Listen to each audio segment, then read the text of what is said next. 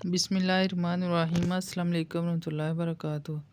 رجب کا پہلا جمعہ، اللہ صمد کا خاص وظیفہ۔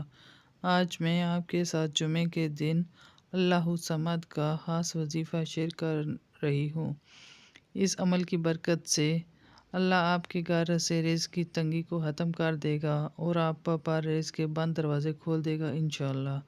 وظیفہ پڑھنے کا طریقہ: آپ نے جمعے کے دن مٹھی بھر چاول یا گندم لینی ہے اور ان پر اللہ الصمد 100 مرتبہ پڑھ کر دم کر دے اور اس کے اول و آخر 7 مرتبہ درود ابراہیمی لازمی پڑھنا ہے۔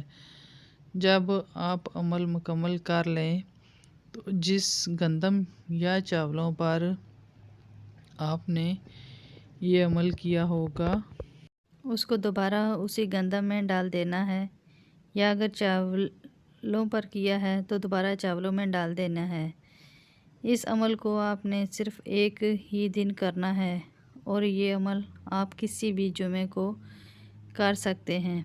وظیفہ پڑھنے کے فائدے: اس عمل کو پڑھنے سے اللہ آپ کے گھر سے رزق کی تنگ دستی کو ختم کر دے گا۔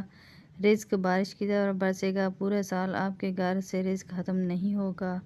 اللہ تعالیٰ رزق کے بند دروازے کھول دے گا اور آپ کے لیے رزق کے وسیلے پیدا کر دے گا جن کے بارے میں آپ نے کبھی سوچا بھی نہیں ہوگا۔